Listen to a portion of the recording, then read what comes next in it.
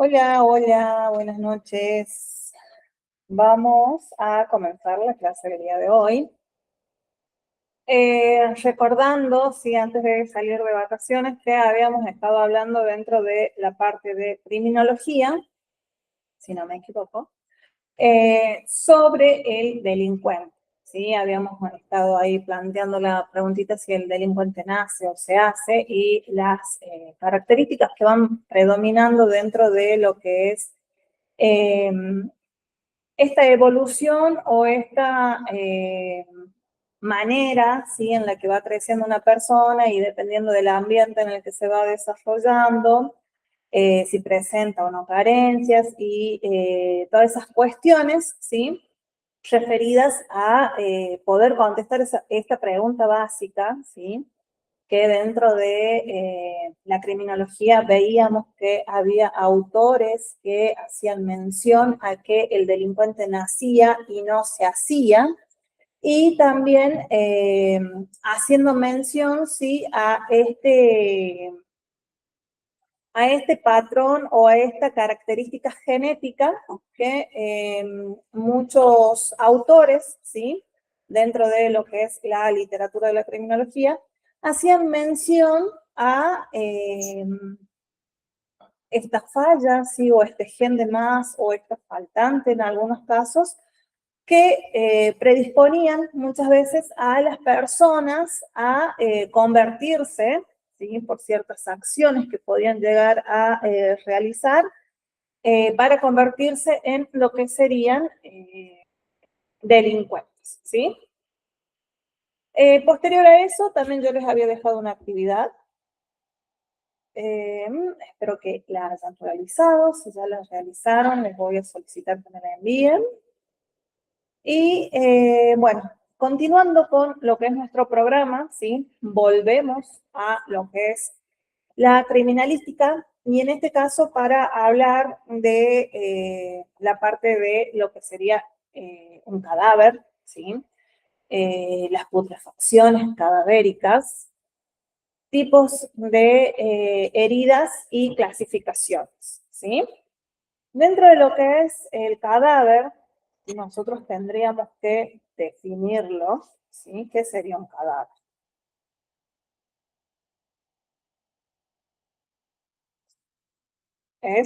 Claro, es un cuerpo humano después de lo que sería la muerte, ¿sí?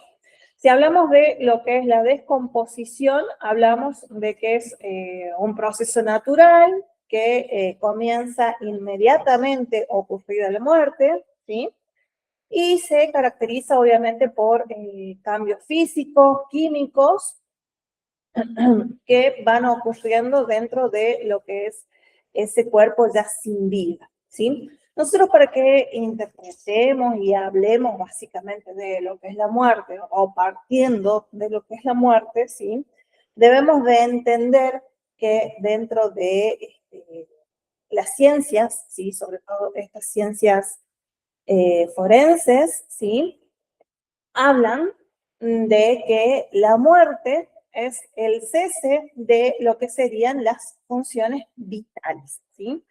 Si hablamos del cese de las funciones vitales, estamos hablando de básicamente cuando se nos para el reloj, ¿sí?, se nos acaba la batería básicamente. ¿Y qué es esa batería o qué es ese reloj que nos mantiene vivos a la mayoría de los seres humanos? Es nuestro corazón, ¿sí? Y con él, obviamente, cuando cesa su función, ¿sí?, o sea, se para, básicamente nosotros comenzamos a ver o a desencadenar, ¿sí?, el cese del resto de las funciones. Hay precursores, ¿sí?, que fueron los primeros, obviamente, en hacer mención a este cese de las funciones vitales para poder considerar a lo que sería la muerte, ¿sí? Dentro de lo que es la evolución también de las ciencias científicas, valga la redundancia, nosotros hablamos de otros tipos de muerte, ¿sí? Pero la mayoría están relacionadas a mantener básicamente el cuerpo con máquinas, ¿sí?, para que pueda seguir viviendo. Nosotros quizás podemos haber escuchado una muerte cerebral, ¿sí? En donde el cese de las funciones del sistema nervioso son las que cesan, ¿sí? Pero sigue funcionando lo que es el corazón y el resto de los otros aparatos que tenemos en nuestro cuerpo. Y después encontramos dentro de las muertes, ¿sí? Otros tipos, como es la muerte súbita, la muerte natural, la muerte aparente, muerte cerebral, que es lo que les acabo de mencionar, entre otros, ¿sí? Para que nos vamos entendiendo ustedes, para la próxima clase van a tener que investigar sobre, leer en realidad, sobre estos tipos de muertes, ¿sí? ¿Cuáles son? Y cuáles son las características que predominan en cada una de ellas. ¿Bien?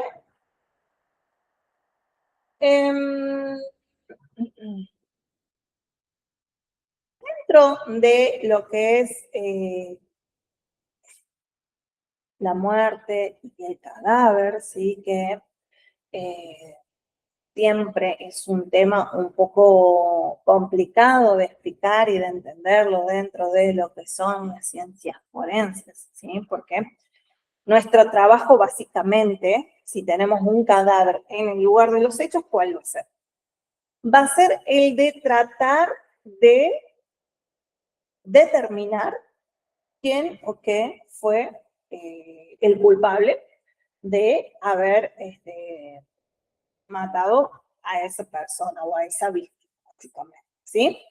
Entonces, nosotros cuando comenzamos nuestra investigación, si bien es cierto, muy pocas veces observamos al cadáver detenidamente en el lugar de los hechos, siempre lo hacemos en lo que son los laboratorios, pero nosotros en el lugar de los hechos mínimamente tenemos que aprender a visualizar y a entender las señales que nos está dando ese cuerpo, ¿sí? Va a partir desde la posición, la coloración, si existen o no insectos alrededor del mismo, si podemos identificar si es que presenta o no heridas de algún tipo de armas, ya sea arma blanca, arma de fuego, o alguna otra lesión, ¿sí?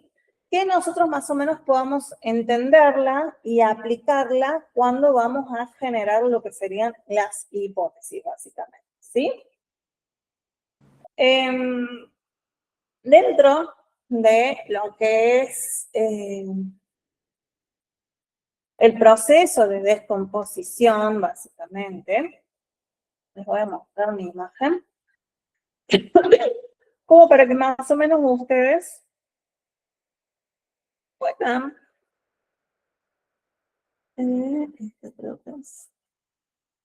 puedan entender de qué estoy hablando, ¿sí?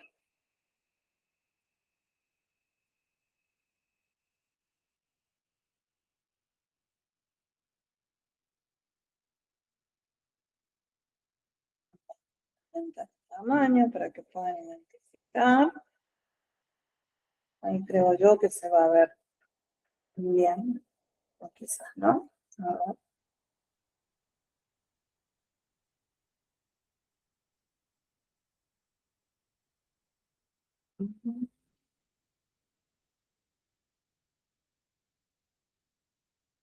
Ahí está.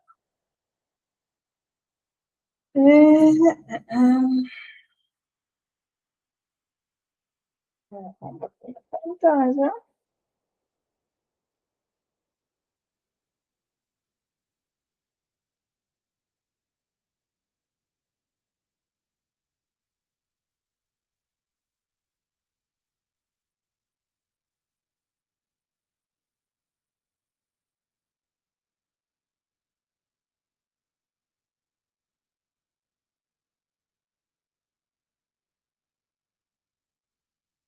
Bien, bueno. Ahí ustedes, ¿qué observan? Obviamente, están viendo, ¿sí? Tipos o el proceso, en realidad, de lo que sería la putrefacción, desde, vamos a considerar un cadáver fresco, hasta llegar a la parte de la esqueletización. Hay autores, ¿sí?, que hablan de la etapa de muerte clínica, etapa de rigor mortis, etapa de putrefacción, etapa de descomposición avanzada y la etapa de esqueletización, ¿sí? Dentro de esas etapas y basándonos en las imágenes que yo les estoy mencionando, ¿sí?, vamos a hablar de la etapa fresca que va desde el día 0 al día 2 post-mortem, ¿sí?, que nosotros podemos observar que el cuerpo se encuentra en un estado de rigidez, palidez, la temperatura corporal comienza a disminuir y obviamente aún no se presentan signos visibles de descomposición. ¿Qué es lo que pasa? A simple vista nosotros podemos notar que no hay signos visibles de descomposición, pero ¿qué es lo que pasa? La descomposición de un cuerpo siempre comienza de adentro hacia afuera. ¿Por qué? Porque esto tiene que ver con la relación que hay entre microorganismos anaeróbicos, ¿sí?, que viven en nuestro cuerpo. ¿Qué significa que son anaeróbicos? Que no necesitan respirar o no necesitan del aire para vivir. Entonces, ellos comienzan esta descomposición de adentro hacia afuera, que va combinado también con todas las partes químicas que tenemos en nuestro cuerpo, ¿sí?, desde los ácidos estomacales, ¿sí?, que comienzan obviamente a consumir de a poco el cuerpo. Tiene que ver también con la alimentación de la persona, si consumía o no estupefacientes, si consumía o no medicación. ¿Sí? Todo esto va a hacer también que nosotros, que este cuerpo en realidad, ¿sí?, acelere o no lo que sería esa descomposición, ¿sí? Después la etapa de hinchazón, que va de los 2 a los 7 días aproximadamente, que acá el cuerpo obviamente ya comienza a hincharse debido a la acumulación de estos gases producidos por las bacterias que yo recién les mencionaba. La piel comienza a tensarse y comienza a aparecer los famosos olores desagradables, ¿sí? Después tenemos la etapa de descomposición o el periodo enfisematoso, ¿sí? Este tiene que ver que la descomposición comienza a acelerarse, el cuerpo comienza a desintegrarse y la piel comienza a tomar tonalidades entre verdes y azules y comienzan a formarse ampollas. Y obviamente el olor es aún más intenso. La etapa de putrefacción, ¿sí?, o de licuocefacción, ¿sí?, que va de las 14 a las 28 días, ¿sí?, de 2 a 4 semanas básicamente. Acá nosotros comenzamos a ver una descomposición más avanzada, el cuerpo comienza a verse como si se hubiese licuado, la piel se vuelve oscura, comienza a desintegrarse, el olor es extremadamente desagradable. Comienzan a aparecer también signos de algunos insectos que comienzan ahí a apoderarse también del cuerpo y llegamos a lo que es la etapa de esqueletización, que ya vamos hablando de bastantes meses, ¿sí?, en donde el cuerpo se reduce a huesos y cabello únicamente, los tejidos blandos en realidad se han desintegrado completamente, ¿sí? Digamos, la etapa final del cuerpo. Hasta acá nosotros podemos entender y ver, ¿sí?, el proceso por el cual comienza la putrefacción de un cadáver, ¿sí? Recordemos que cuando hablamos de putrefacción cadavérica, sí hablamos de que es el proceso de descomposición de un cuerpo debido a la acción de bacterias y enzimas, en donde básicamente nosotros vamos a poder notar un color verde en la piel, el olor es sumamente desagradable, el cuerpo se hincha y comienza esa formación de gases, ¿sí?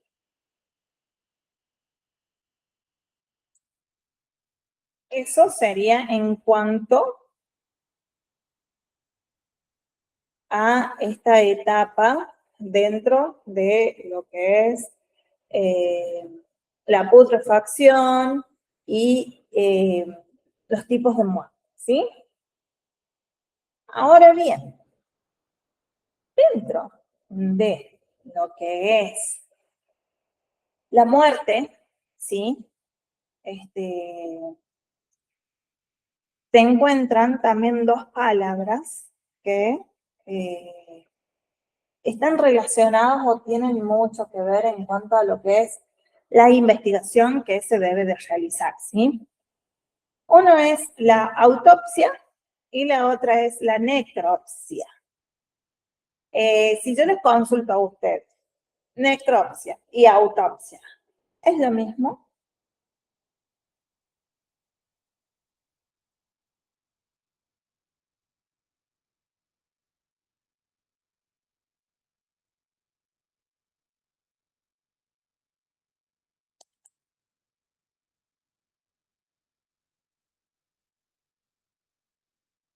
Bien. Básicamente, sí, hay quienes consideran que son exactamente lo mismo, porque son términos que hacen referencia a lo que sería un examen post-mortem, ¿sí? Pero hay una mínima diferencia. Que nosotros cuando hablamos de autopsia es cuando se refiere específicamente al examen post-mortem de un ser humano para poder determinar la causa de la muerte. Mientras que la necropsia se refiere al examen post-mortem que no solo hace referencia al de un ser humano, sino también al de un animal para poder determinar lo que sería la causa de muerte, ¿sí? Esto es para que ustedes más o menos entiendan y no confundan al momento de hacer mención a esto. Hace un rato les hacía mención, ¿sí? En que nosotros cuando vamos a investigar, ¿sí? Tenemos que observar ese cuerpo y poder determinar si presenta o no heridas y qué tipo de heridas pueden llegar a ser, ¿sí? Ahí es en donde nosotros comenzamos a estudiar y a ver lo que serían las heridas por armas blancas y las heridas por armas de fuego, ¿sí? Cuando hablamos de heridas por armas blancas, ¿qué serían? ¿O a qué haríamos referencia si hablamos de armas blancas?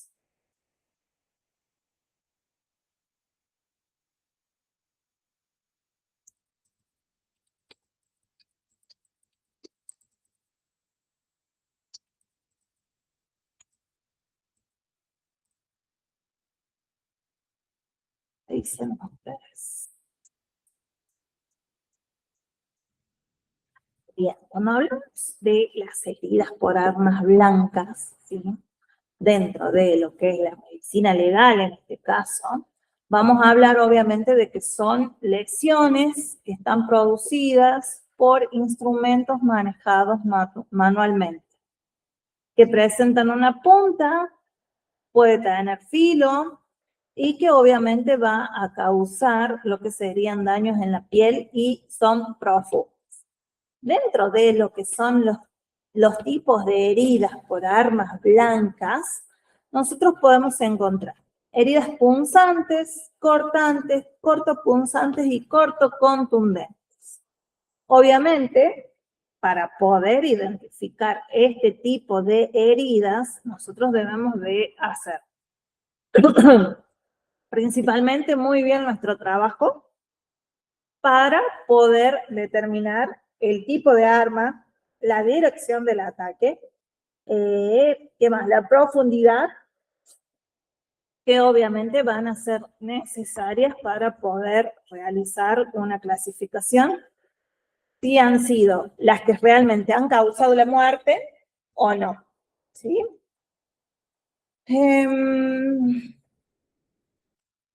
Cuando hablamos de heridas por armas blancas y presentamos o podemos observar heridas punzantes, ¿sí? Vamos a poder ver que el instrumento que se utilizó fue un instrumento con una punta. La característica particular que presentan las heridas punzantes, ¿sí?, es que predomina la profundidad sobre la superficie. Básicamente, cuando nosotros ejercemos presión con, por ejemplo, una tijera, ¿sí?, vamos a poder realizar una herida punzante. Si utilizamos como mecanismo de defensa, quizás una lapicera, un destornillador, ¿sí? Nosotros vamos a poder ver un pequeño orificio de entrada, ¿sí?, que se va a extender en profundidad y no en superficie. Cuando vamos con las cortantes incisas, ¿sí?, obviamente va a ser hecho con un instrumento con filo y obviamente va a predominar lo que sería la longitud sobre la profundidad y vamos a poder notar bordes definidos. ¿Cómo nosotros podemos ver esto? Un corte con un bisturí, una navaja, una gilet, ¿sí?, que vamos a ver que se desliza más sobre la piel. Nosotros podemos encontrar los bordes finos, esos bordes que nosotros, si los examinamos y los observamos, ¿sí?, vamos a notar que la piel se ha desprendido y presenta también la forma como si fuese un pequeño ojal, ¿bien? Las cortopunzantes, ¿sí?, o más conocidas como heridas símil a puñaladas, ¿sí?, son instrumentos que presentan una punta y un filo en donde van a combinar lo que sería la profundidad de la lesión interna, ¿sí?, con lo que sería el orificio como entrada de ojal, ¿sí?, que van a ser estrellados o monocortantes, básicamente. Y las cortocontundentes van a ser realizadas con instrumentos con filo y peso, que puede ser un machete, puede ser un hacha, y afectan las partes blandas y afectan las partes óseas también del cuerpo. ¿Cómo nosotros vamos a poder realizar un análisis a estas heridas? ¿Sí? Tiene que ver obviamente con la descripción que vamos a tener de esa herida. Vamos a ver si sus extremos son agudos o redondeados, la dirección, si fueron en dirección horizontal o vertical, la profundidad y las estructuras afectadas, ¿sí? Nosotros también podemos hablar de los signos de identificación que tienen que ver, con lo que sería la forma de la herida, que obviamente nos va a ayudar a determinar si el arma era monocortante o bicortante. ¿Qué significa esto? Monocortantes sí que presentan un solo filo y bicortantes sí presenta dos filos, ¿sí?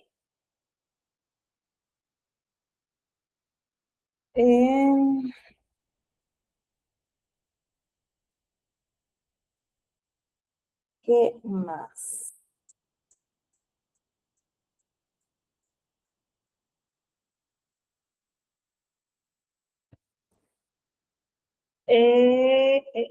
Bien, también cómo se diferencian las escenas, ¿sí? Nosotros basándonos en esas heridas vamos a poder distinguir entre homicidio, suicidio, ¿sí?, o accidente. ¿Cómo va a depender esto? Va a depender de si las zonas fueron accesibles, si hay heridas por vacilación, el lugar específico en donde se realizaron las heridas. Por ejemplo, si nosotros encontramos heridas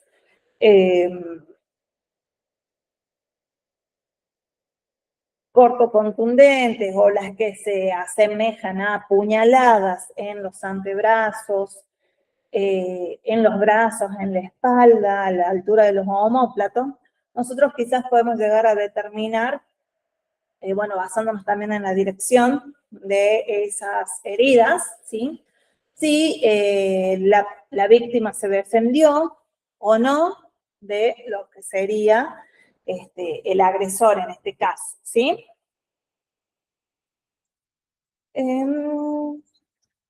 A ver, ¿qué más les puedo explicar como para que vamos teniendo idea para continuar la próxima clase? Bueno, obviamente nosotros vamos a ir detallando todo lo que vamos observando para después realizar una interpretación de cómo se fueron dando los eventos y poder ponerlas en lo que sería un contexto legal, básicamente, ¿sí?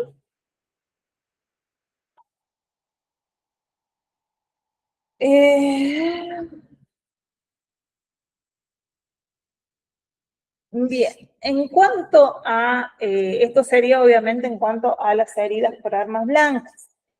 Ahora, las heridas por armas de fuego se asemejan mucho a lo que son las heridas por armas blancas por el tipo de lesión que se puede llegar a presentar, ¿sí?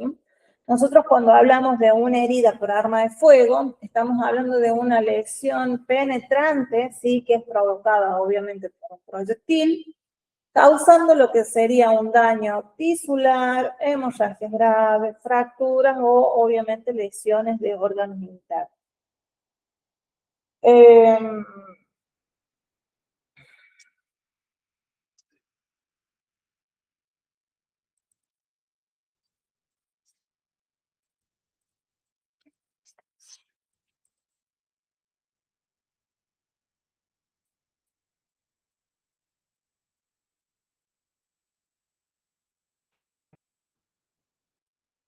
¿Qué ciencia o qué parte de lo que sería la criminalística estudia este tipo de lesiones?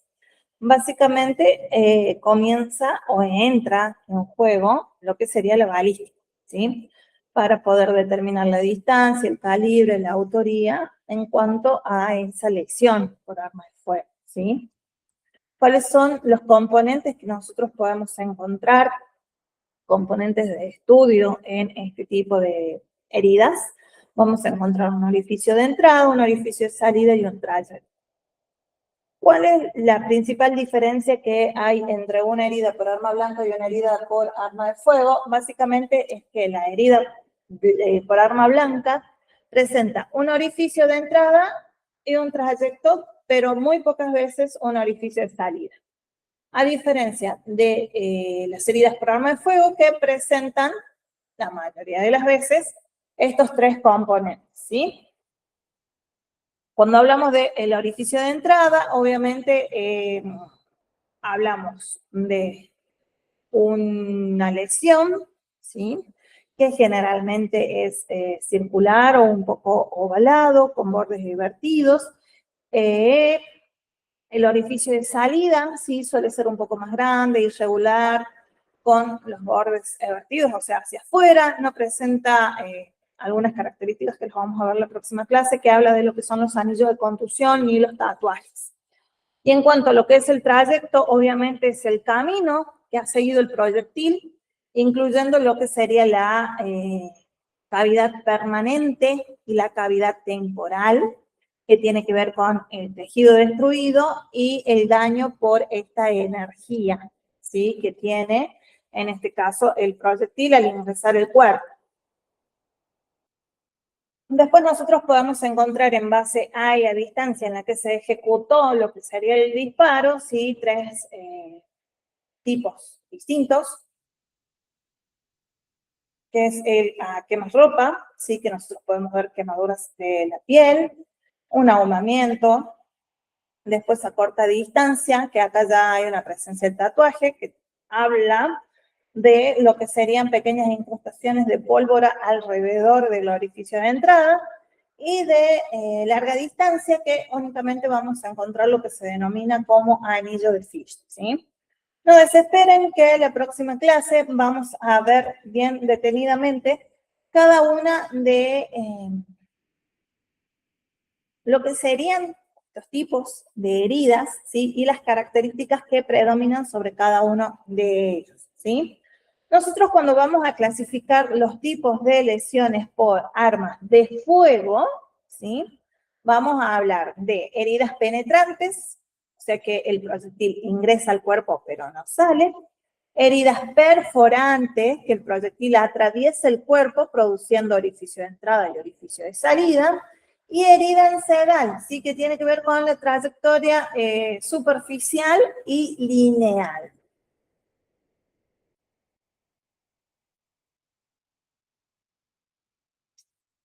Bien. ¿Tienen alguna duda hasta acá?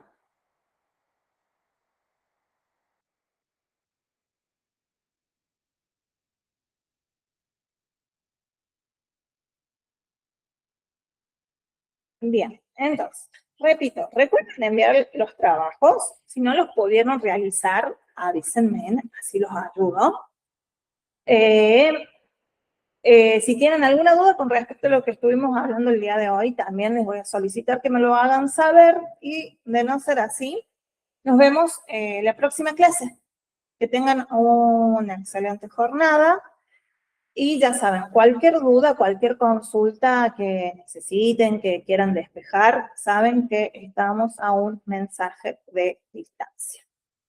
Bienvenidos nuevamente a lo que es esta casi recta final para lo que sería este curso, ¿sí?